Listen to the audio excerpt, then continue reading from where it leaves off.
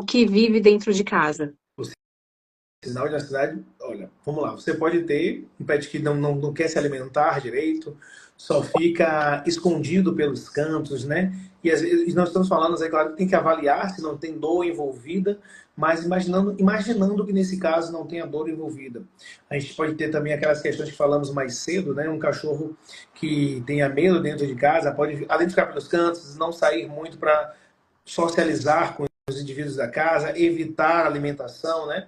Apatia muito grande. Alguns casos podem ter essa lambedura, como a gente está falando, é um dos sinais. Então são coisas que os doutores devem prestar atenção. Latir de forma excessiva, teoricamente para o nada, né? Ficar latindo, né? De repente ficar latindo por nada. Ou até uma agressividade sem uma causa justificável. Um cachorro que começa a ficar demais agressivo. Porque eu costumo muito falar com os tutores o seguinte: eu vou na casa de uma pessoa, a pessoa diz, olha, eu quero ensinar ele xixi e cocô no lugar certo. Aí eu passo mais de 2 horas conversando. Eu pergunto se o cachorro passeia, quantas vezes passeia. Ah, mas o que é que isso tem a ver? Tem tudo. Eu não consigo segmentar o seu pet e dizer, eu vou pensar só nisso. Eu preciso que esse indivíduo, ele é cíclico. Eu preciso que ele esteja bem para que o comportamento que a gente quer venha surgir, venha aparecer. Eu não posso segmentar, não. É isso aqui só que a gente vai resolver. Eu preciso que ele, por inteiro, esteja bem. Então, um cachorro que não tem atividade, que não passeia, tudo isso pode prejudicar realmente o que você está querendo agora como um comportamento. As pessoas pensam, não, mas eu só queria isso. Você só quer isso, mas assim, o seu indivíduo precisa estar bem. Eu faço sempre aquele exemplo. Muitas vezes você pode ter se estressado no trabalho e chegar em casa sem querer, acabar largando um pouquinho disso também. Por quê? Porque você não consegue segmentar tão bem. Esse estresse é do trabalho, esse é do trânsito, esse é de casa, esse é... Não dá para fazer isso. Então você é um ser que está tudo envolvido, o pet também. Então a gente precisa pensar em tudo isso aí. É verdade, é um organismo vivo ali, né? Não tem como você cuidar só de uma parte e esquecer da outra, né? Tá tudo se comunicando. Legal. Eu vou te fazer uma terceira pergunta aqui, quer ver? Não, não é a terceira, não, é a quarta já, tá? Como os tutores podem reconhecer sinais de que seus pets estão estressados ou ansiosos? Você já falou um pouquinho, mas existe aqui, assim, alguma uma situação onde o próprio tutor pode parar e refletir sobre si? Eu diria assim, uma mudança não justificada, mas uma mudança de comportamento. Todo tutor conhece seu pet. Quando os tutores vêm me falar alguma coisa sobre o pet, eu digo assim, não, eu acredito em você. Se tem alguém que conhece muito o comportamento diário do seu cachorro, é você. Você pode até não saber interpretar muito bem o que é, mas você sabe a rotina do seu pet. Você é que está aqui com ele todos os dias. Então, um pet mudar uma rotina, a não ser que nós estejamos falando de cães idosos, né? Cães idosos é comum isso acontecer, para a questão da serenidade, né? Um cão mais senil. Mas, fora isso, você conhece a rotina, sabe como é o processo do seu pet diariamente, e essa mudança de hábito pode indicar, sim, um estresse, uma ansiedade, alguma coisa desse tipo. Porque, assim, em gatos, né? A gente sabe que gato é um animal que tem uma vontade própria muito. Ele não tá nem aí pra nada, né? O que ele sente, ele bota ali, ele demonstra mesmo, A gente costuma né? chamar que o gato é um semi-domesticado. Ainda tem muito de comportamento primitivo no gato, né? Né? E eles são muito assim donos de si, né? Que é muito diferente do cachorro, que é mais dado, não tá nem aí. E o gato, eu já ouvi relatos de pessoas falando que, gente, meu gato ficou estranho, ele começou a mudar o comportamento dele, e eu não sei o que aconteceu. Ele já parou de comer, ele parou. Aí vem aquelas várias perguntas, né, que a veterinária vai fazendo ali e tal, e descobriu que o gato mudou porque ele mudaram um armário dentro de casa. E ele mudou, ele parou de comer, ele começou a ficar. E gato sem beber água é um problema, né? Gato sem comer é um problema. E aí foram descobrir que era porque tinha mudado um armário dentro de casa. Você está falando de E gato, já vi isso também com cães. você já viu isso com cães? Já, e mais de uma vez, e mais de uma vez. Mudar a mesa de centro, realmente as mulheres gostam muito de fazer isso, né? Mudar móveis de lugar. E por incrível que pareça, os cães sentem muito isso. Muito, muito, muito, muito. Também, porque para ele, aquele ambiente, aquela configuração do ambiente, para ele se torna familiar. Quando você muda a projeção dos locais dos móveis, para eles sentem uma diferença muito grande. Alguns cães a chegar como se fosse entender que, sei lá, o que é que aconteceu? É como se o ambiente não fosse mais dele. É muito parecido com um ambiente de mudança. Todas as vezes que os tutores estão mudando, que começam a embalar, encaixotar todos, os animais sentem muito e mudam um comportamento. É super comum isso acontecer. Quando você começa a embalar os móveis, embalar as coisas, porque vai se mudar, os animais sentem. Não é que eles sentem que a mudança vai ser ruim, que aquele ambiente novo, não é nada de espiritualidade. É porque para ele estava acostumado com aquela configuração do ambiente. E para ele se sentir seguro, o que eles buscam no ambiente é segurança. E como eles não têm ideia do que está acontecendo, porque quem programou essa mudança foi nós, humanos, então eles só sentem o turbilhão que está acontecendo. Ele não entende que talvez ele esteja indo para uma casa melhor, que vai ter um ambiente melhor. Ele não para pensar em nada disso. Não tem como. Ele simplesmente sente o que está acontecendo no ambiente. Massa. A Di3 aqui está perguntando o seguinte: por que os cães perseguem o próprio rabo? Você acha que isso tem alguma coisa a ver com uma questão de saúde mental do cão ou se Não, é. sim. Nós temos algumas raças até que pesquisamos muito isso, a questão de saúde mental, principalmente os Bull Terrier. É muito comum gerar perseguição de cauda. Mas isso é uma questão de pode ser uma questão de saúde mental, como também pode ser uma questão da cauda, do problema da cauda equina, né? Da cauda equina, quando os cães há um pinçamento na região lombar, próximo à caudal ali, na cauda, aonde acaba gerando dor, né? Então essas dores podem fazer com que o cão persiga a própria cauda, imaginando que tem um problema na cauda e ele precisa retirar. E nós sabemos que os cães, aonde está doendo, ele vai morder. Ele não tem ideia que não posso tocar ali porque ali está doendo, né? Tanto é que se você faz uma castração em um cão, você precisa colocar uma roupinha, às vezes um colar elisabetano, para proteger o local. Porque se for possível, ele arranca os pontos até o ponto de as vísceras saírem, né? Então, se um cão ele estiver sentindo qualquer tipo de dor na região da cauda, ele vai perseguir a cauda até fazer realmente a retirada, mordiscar. Então a gente precisa ter cuidado com isso. E também a questão comportamental, né, psicológica do cão, pode fazer como a cauda. Por sua vez, existe o balanço, existem cães, até existem alguns problemas que o cão não percebe que o balançar da cauda está ligado ao seu próprio eu. E ele vê a cauda balançando, ele começa a perseguir a cauda porque ela está balançando. Só que quanto mais ele balança para pegar, mais ela balança. Então isso é retroalimentado, ele fica no comportamento, né, viciante ali de tentar pegar a cauda, no comportamento sucessivo ali, tentar pegar, porque para ele aqui está gerando um incômodo de ver ela balançando. E tudo que balança, ele precisa ir lá e caçar. Entendi, interessante isso, né? E isso tem tratamento? Tem tratamento. Com certeza, não existe na maioria dos casos, mas praticamente em todos os casos é tratamento medicamentoso. Na Interessante. verdade, a gente Bem, usa, tá aí uma coisa que muita gente não sabe, a gente faz muito uso até de psicotrópicos na medicina veterinária comportamental, muito uso, que eu quero dizer assim, é comum fazer uso, porque em vários casos são necessários, né? E aí você não consegue você fazer uma mudança no comportamento do cão se você não tratar a primeira parte endógena. Ou seja, os problemas é de origem interna e com isso o cachorro ele não fica apto para ser treinado. É como se eu chegasse para uma pessoa e disse que está com um problema de depressão, e dissesse para ela: poxa, veja a beleza do campo, veja a beleza do dia, faça uma atividade física, ela vai fazer tudo isso. Mas mesmo fazendo tudo isso, nada disso para ela terá sentido. Porque de forma interna, uma baixa produção de serotonina, o bem-estar lá embaixo, uma alta produção, né, de ocitocinas muito alta, cortisol lá em cima, produção de radicais livres, né, oxidação de células. Então, tudo isso vai estar prejudicando a assimilação das informações externas. Então, muitas vezes a gente precisa fazer uso de medicações para estabilizar esse indivíduo, para que a partir daí, todas as informações que estão vindo de forma externa, ele possa absorver e colocar em prática. Nossa, interessante isso, viu? Gostei. O Marcos do Pet Step está perguntando: por que cães simplesmente não gostam de uma determinada pessoa? Rapaz, é muito difícil você dizer isso assim, porque na maioria das vezes, para o cão tem um sentido. Para o cachorro tem um sentido. Às vezes você pode, aquela pessoa, um exemplo simples. Se uma pessoa chegar num ambiente, cachorros que têm medo de barulho, chegou no ambiente e coincidentemente, na sua chegada, sei lá, uma vassoura caiu.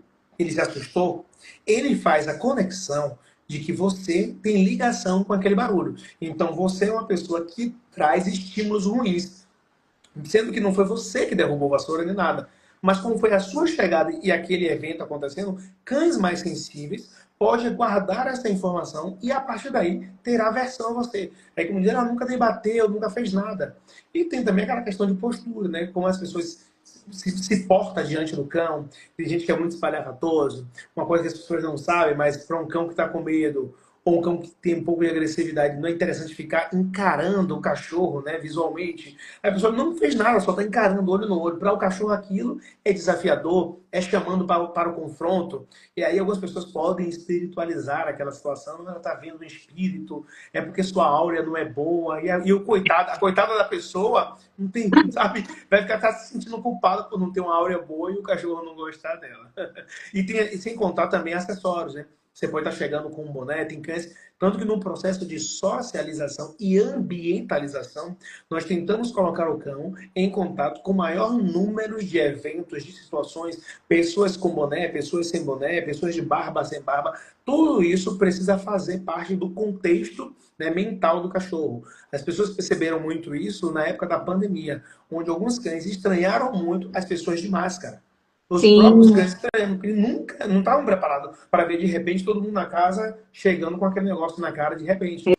Então, pode exato. parecer que não, mas um boné faz diferença, uma barba faz diferença, um capacete faz diferença, tudo isso para o cachorro faz diferença. Por isso que no processo de socialização, nós tentamos colocar ele em contato com o maior número de pessoas possíveis e na parte de ambientar ele ao máximo de coisas que o ambiente possa proporcionar. Isso é bem interessante também, porque a gente acha que só porque é um cachorro, que a gente pode ir ali, é bonitinho, é fofinho, meter a mão, né? Chega ali e bota a mão no cachorro. Ai, que lindo!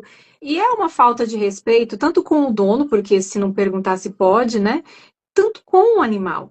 Porque eu acho que você chegar, tipo, em qualquer outra pessoa já tocando, né, não sabendo exatamente se ela gosta daquilo ou não, é uma falta de respeito. Então eu acho que chegar em algum animal e já botando a mão porque ele é bonitinho, fofinho, já começa daí, né? Porque aí se você leva uma mordida, esse cachorro é mau, esse cachorro não gostou de mim, esse cachorro é problemático, esse cachorro é como se, tipo, a gente estivesse agindo corretamente e o animal ali fosse um problema, É, né? eu já vi alguns memes na internet, né, onde as pessoas chegam, já vai metendo a mão na cara do outro assim, justamente para mostrar porque ela pessoa, tá vendo como é ruim? É isso que o cachorro sente, nem te conhecer, um estranho sair metendo a mão em você ou tentar te beijar, como algumas pessoas sem noção acabam fazendo, né? Tem um colega que ele tem uma creche de cães em São Paulo e ele disse que viajando para a Europa, no aeroporto, viu uma mulher com um cachorro muito bonito e ele disse: "Ah, eu posso pegar?" Aí ela disse, não, ele, não, é porque eu amo cães, ela tem o seu. E aí saiu, né? Tipo assim, você quer ficar pegando um cachorro dos outros na rua? Não, isso não É, tá certo. e tem. Ele disse que achou que ele disse que tomou um baque com aquilo, porque no Brasil isso não acontece, né? Exatamente, né? Eu acho interessante aquela a faixa, né? A fita amarela que a E gente pode estar amarrando na coleira, né? Sinalizando de alguma forma no peitoral do animal. Poucas pessoas sabem, mas é uma forma até da gente divulgar, né? Que é isso uma forma aqui, de falar, ó, não se aproxime, né? a Não Yellow toque Dog, mesmo. a Yellow Dog. Você coloca a coleira ali a faixa amarela na coleira e aquilo é um sinal de não aproximar. Eu brinquei, eu fiz até uma entrevista sobre isso e eu disse que aqui no Brasil, se você colocar uma faixa amarela na coleira, a pessoa vai se aproximar e perguntar o que é isso? Ou seja, era para se afastar, ela chegou perto demais, né? Na verdade, Exato. até quem tem cão guia e trabalha com cães Isso. que estão fazendo qualquer tipo de trabalho a nível de cão de serviço, às vezes a pessoa até coloca na guia, no peitoral, não se aproxime, cão em treinamento. As pessoas aproximam-se para perguntar que treinamento é esse, o que é que está sendo feito, ou seja, a ideia era não se aproxime. Cães também É. reativos, né? É um problema, porque você precisa que as pessoas mantenham distância para que aquele cachorro se sinta seguro. Porque quem invade o raio de segurança dele, ele acaba reagindo. Mas as pessoas sempre se aproximam para perguntar o porquê que ele é assim, aquela coisa toda. É complicado. Desperta curiosidade ao invés do respeito, né? É bem curioso mesmo. Tem uma pergunta que talvez fale um pouquinho do que a gente falou, mas eu acho interessante fazê-la, tá? Como um ambiente estressante pode afetar o comportamento de um pet, né? Existem animais que são bem tranquilos, assim como seres humanos, né? Que tá num ambiente muito estressado ali, mantém a calma dele, né? Mas eu acredito que os animais também sejam assim. Alguns mais tranquilos, alguns mais calmos. Então, o ambiente estressante que eu falo em todos os aspectos, principalmente com tutores estressantes. Uhum. Né? Um ambiente com excesso de ruído, falta de rotina, punições, punições constantes, ausência de estímulos, né, para esse pet, pode ser altamente estressante para esse cão. Ou seja, essas coisas do ambiente, excesso de barulho, pessoas gritando, casas que são muito agitadas, essa falta de rotina, o cachorro nunca sabe como será o dia, é sempre uma novidade, para eles não é legal. Os cães amam rotina, amam ter uma rotina direitinho, eles saberem o que vão fazer. Essa ideia de todo dia uma surpresa para os cães, essa imprevisibilidade, na verdade, gera para eles uma insegurança. Então isso pode afetar, sim, o comportamento dele, deixando os cachorros mais agressivos, problemas físicos e problemas até gastrointestinais, por conta do estresse, né? Esse estresse vai atrapalhar, vai gerar um problema gástrico que vai atrapalhar a produção de serotonina, que vai atrapalhar a questão comportamental, porque lá embaixo que é feita essa produção, a síntese da serotonina, e é enviada, né, para o cérebro para gerar aquela sensação de tranquilidade, de paz, o que não vai acontecer. Então você vai ter um cão com problemas gastrointestinais, fezes moles, a diarreia, né? Ou até vômitos excessivos, tudo isso porque o ambiente é um ambiente estressante. Então, sim, ambientes estressantes, ambientes com falta de rotina, que venha deixar o pet mais estressado, pode sim prejudicar até a saúde do animal. Show de bola. O Lenilson, ele fala aqui, ó, nessa época de festas juninas, o que fazer para amenizar o sofrimento dos fogos? Né? Eu acho que os pets realmente eles sofrem e acaba liberando muito cortisol nessa época, né? O organismo fica ali todo inundado e eles podem ter reações ou não, ou até ter um problema de saúde mais sério ali. Como nós, seres humanos, que somos detentores do raciocínio, podemos ajudar esses animais a não terem esse estresse, esse sofrimento nessa época, né? Como que a gente pode estar contribuindo, né? A primeira coisa que precisa entender é entender que isso para os pets isso não é frescura, né? Não é um cachorro fresco, chato, porque ele morre de medo, ele treme, né? Quando houve fogos de artifício, não dá para você dizer assim, é uma coisa tão simples. Não é tão simples. Lembra que são animais e um barulho um estrondo a esse nível, para eles é ameaçador. E o que é que o corpo dele está dizendo ali? Fuja imediatamente, porque a sua vida está em risco. Então entra em ativação do sistema simpático, ele diz o fluxo sanguíneo enviado dos membros periféricos para dizer esse pet fuja daqui, tanto que muitos pets até evitam comer. Você pode tentar, às vezes, oferecer alguma coisa, eles não querem comer, porque toda mobilização de sangue está para a periferia do corpo, para que ele tenha energia para fugir. Então, como ele disse, apenas amenizar. Eu gosto de dar algumas dicas de exemplo.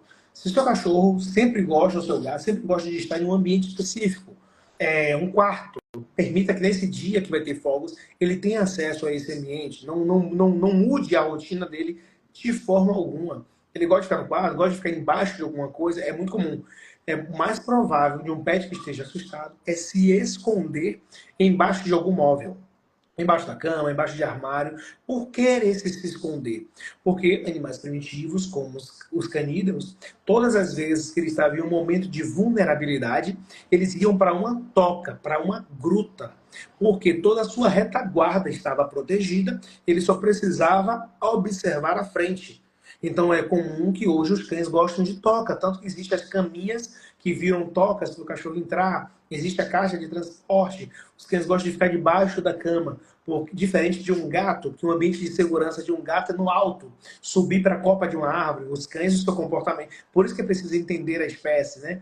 O cão, o comportamento é inverso, ele precisa ir para baixo e ele olhar só para uma direção, sabendo que todo o restante está protegido. Né? Então, permita que seu cão tenha acesso a esses lugares de esconderijo, armário, seja lá onde ele gostar de ficar.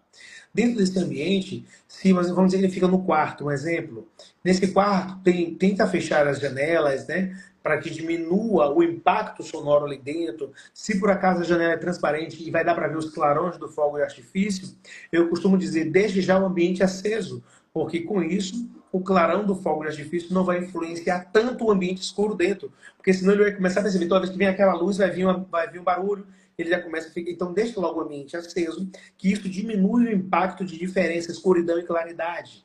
Né? Existem feromônios também que ajudam, né, nessa questão de gerar uma tranquilização para o indivíduo quando eles estão nessas situações. Eu gosto de colocar uma música ambiente, uma música Sim. tranquila, porque a música, porque imagina um ambiente silencioso e de tempo em tempo aquele estrondo. Então, se você já tem um ambiente que já está com uma música, ele não vai sair do silêncio para o estrondo, vai